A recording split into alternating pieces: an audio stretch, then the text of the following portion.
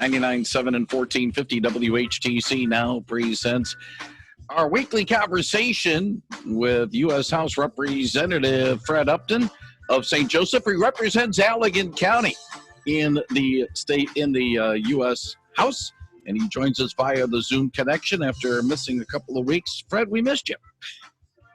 Well, last week, I don't remember what it was, but it might have been a Coast Guard change of command. There was something that was going on at 8 o'clock last week, so sorry about that. That's understandable. We appreciate the time you do spend with us, and there are some things that we want to bring up on the agenda. First of all, let's go with a story that's, I wouldn't say breaking, but something will be going on today. Top health leaders are scheduled to testify before the House Energy and Commerce Committee regarding the Trump administration's coronavirus response.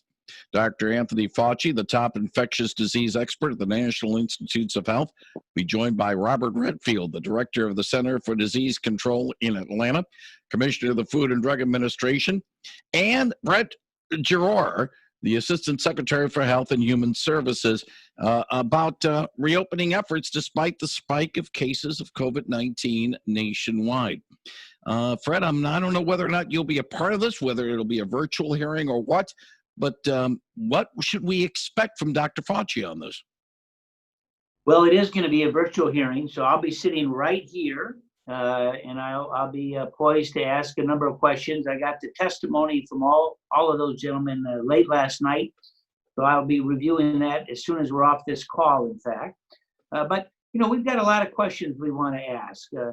We never want to go through this again, that's for sure. One of my focus points will be to talk about what we did with 21st Century Cures. And of course, we've talked about that quite a bit with your listeners over time. Our efforts, bipartisan efforts to speed up the approval of drugs and devices. And because of that, we're in line now to see a vaccine. I talked to some folks at J&J, Johnson & Johnson, just yesterday. They're hoping that by the end of calendar year 21, they're going to have more than 1 billion doses of the vaccine approved and ready, with production starting literally probably this fall. Of course, we hear the same with other companies as well. AstraZeneca, obviously Pfizer, which is here in Southwest Michigan, they're planning to go into production in the next number of weeks as well and be ready once they get that approval from the FDA. So I'm going to talk a little bit about that. I'll probably talk a little bit about the device, the home testing device that looks so promising that we included in our kitchen table report last night. That's gone through now the first wave of clearances from the NIH, so people could actually test at home for less than $10 and be able to verify that to whatever event they're going to, whether it's a stadium event, whether it's dining, whether it's their place of business, whatever it might be, they'll be able to do that. But we have a lot of questions. And we never want to go through this again. So let's learn from this. And I hope it's a full committee hearing. So all of us will be on. I'll be actually driving back to Washington tomorrow. We have votes later on in the week. But this is a virtual hearing. So we'll be scattered all around the country, 50 some members that'll be able to ask questions of really the experts on what's happened, what's likely to be the future, and what can we do to be better prepared in the future? The other question I will have, and you mentioned about the possibility of getting some treatments available by the end of the year. And a sentiment I've mentioned before, and I think we've talked about it too, make sure if we do get some treatments that's available promptly, safely, but not using this as a hostage situation by somebody who wants to be advantageous or ambitious for their own personal, and I say individually or company, maybe holding the world hostage on this situation. Well, you're right. I would also add the word affordable as well. We don't want folks to be not able to get this, particularly as we ramp up worldwide production. It's likely that we could have as many as 3 or 4 vaccines ready before the end of the year in production, late this summer, perhaps. So my bet is that that'll be a question that someone's going to ask along. We only have 5 minutes to ask questions, so it's going to be pretty rapid fire. But it's I'm looking forward to their testimony, and obviously 50 members, we're going to be alternating between Republican and Democrat in terms of posing those questions. But I'm sure that that's going to come up. And I don't know. I think the hearing, because it's a virtual hearing, I mean, if this was not what it is today, we were formally in session, we didn't have the pandemic, we would have the hearing in our full committee hearing, the John Dingell room. We would all be sitting on three levels of dais. This hearing would be on C-SPAN. There would be 25 million people that would be watching the question, the dialogue, et cetera. I don't know that C-SPAN is able to carry this because it's a virtual hearing. So, it's one of the issues that's troubling as we try to move this country forward on a number of different issues in terms of transparency, something that we all should be supporting. We're talking with Congressman Fred Upton on the WHTC Morning News. Another story that crossed our wires I want to get your thoughts on. President Trump says Americans could soon receive another round of coronavirus stimulus checks. In an interview with Scripps News, the president said a very generous package is on its way. Mr. Trump did not disclose how much money the legislation will be, but added details are expected in the coming weeks. Now, in March, Congress approved up to $1,200 per person who makes less than six figures.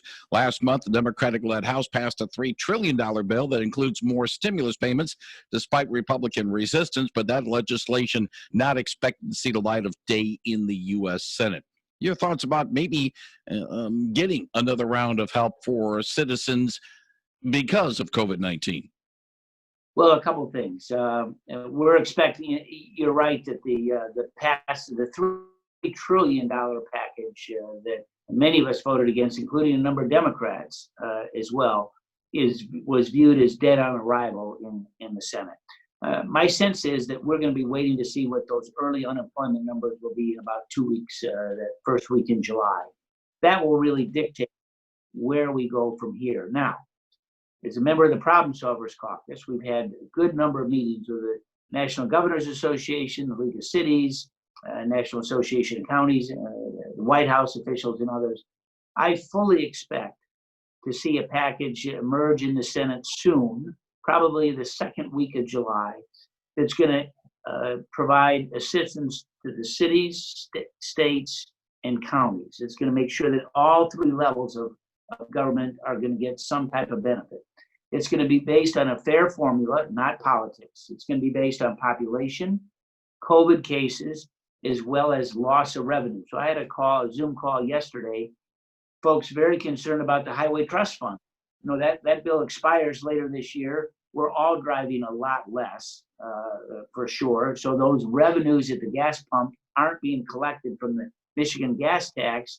And though they're okay for this year because all that bidding was done many months ago, it's next year that there is a real trouble. This bill, I think, will help cover those losses, and that will be the engine that drives the train on how we look at additional funds for recovery from this pandemic. So will there be more monies for the PPP program, the Paycheck Protection? Maybe not, because I think there's still about $100 billion still available to small business. And of course, this was the lifeline to them. Will there be additional funds to the NIH for testing, to the FDA, the CDC? All of those things will be wrapped up, I think, in a bill that will soon to be emerge in the Senate, a couple weeks, and hopefully get through all the legislative hurdles before August and to the president's desk, and a bill that he can sign. He sent a veto signal, as I recall, on the House passed bill. That, again, is dead in the water. But there are a number of bipartisan proposals that I think we can move forward that actually can get enacted and will certainly help our state. I've talked to a number of legislators, including one just this morning, to talk a little bit about where we are in terms of assistance for the states. Of course, in Michigan, we've usually had a deadline of June 30th. So our schools, others panicked about, what is the funding that's going to come from the feds to the states. They've now delayed in Lansing, they've now delayed that date until mid-August. And by then, this package should be signed into law, I think, by the president. Two more questions to pose to you, Fred Upton. First of all, with this new package, do we need to have a Truth Act put into it so there's transparency? We know where the money is going to. I believe so. I was one of those, I don't know, 22 dozen Republicans that voted to make the PPP program fully transparent. These are federal dollars. I mean, when I, every dime that I spend out of my congressional office is made public. I mean, our water bill, our electric bill, our rent bill, my staff salaries. There's no reason that you have a $500 billion program that you can't figure out where those dollars went to. So I'm for transparency. Sadly, my vote, though it was a yes vote for transparency, my side lost, but I'm glad to see that the administration now is going to make at least loans of more than, I think, $150,000 fully transparent. I'd still like to see the whole thing. The other point, and I do want to bring this up, you are one of the co-sponsors, original co-sponsors of the Justice Act. Tell us all about that. Well, we need a bill. We need a piece of legislation, a bill, not a message. I think there are a number of reforms that we can see move forward. It's early in the process now, but I hope that before the 4th of July, we may be able to come together with a strong bipartisan package. It appears as though, at least early this week, that you're going to see a fairly partisan package in the Senate and in the House. Don't know if it has the votes to move forward, but at the end, they've got to come together because there's certainly some meaningful reforms that has support on both sides. Rough edges for sure on both sides. I think we can iron those out, get a bill to the president that he could sign, but it'll be rough sledding this week for sure as we begin that process. So some of the things that I support, I absolutely support having a national registry of officers who have some type of disciplinary issue so that they can't hide that as they might transfer from one department to another. You don't need that to happen. You need to have to make sure that most of my departments ban chokeholds already. We need more training. We need to make sure that that's part of the equation. I support body cams. I think we had to encourage and help and not have this be an unfunded mandate, but actually make sure that our departments have the body cams. It protects them as well as the person that they're perhaps confronting. So we need that evidence versus someone that might just happen to have a cell phone across the street to tape something that's going on. Let's make this official. Again, that's full transparency. It protects the officer as well as the individual that they're confronting. Those are some of the things I think that we can do in a bipartisan way and move the country forward. It's about time. One other thing as well, and again, I appreciate you spending a couple extra minutes. Talk about the new legislation about nursing homes dealing with some of the issues that came up in Michigan, where COVID-19 patients were basically told you got to stay in the nursing home, and that, of course, has turned out to be not a very wise decision. No, it really doesn't. And again, this is a little bit of a Monday morning quarterback, although some people said this is an issue at the beginning. But, perhaps as many as a third of the deaths in Michigan, some of my counties, that's over 2,000 happened in nursing homes. And maybe they didn't have the right equipment. They didn't have the right safeguards. There were issues there that, of course, none of them had ever confronted before. So I've now introduced legislation, bipartisan, hoping to get $200-some million, in fact, included as part of the next package to help our nursing homes survive this and be able to be better prepared, not only today, but obviously down the road as well. So this is an issue where we need answers. Again, this is now after the fact, the horse is out of the barn, but where did we make the mistakes?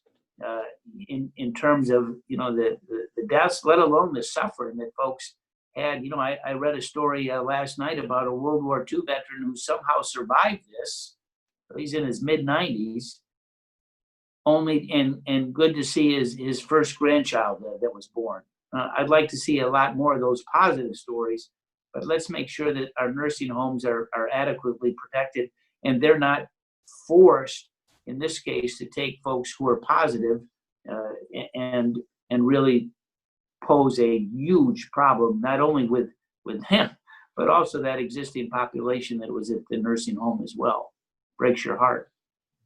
He is Congressman Fred Upton. He joins us Tuesday mornings, talk about some of the issues of the day. Fred, as always, we appreciate the time you spend with us. We wish you and your family well. Have a safe trip to Washington and take care of some votes. And we look forward to doing this again next Tuesday morning. Thank you, sir.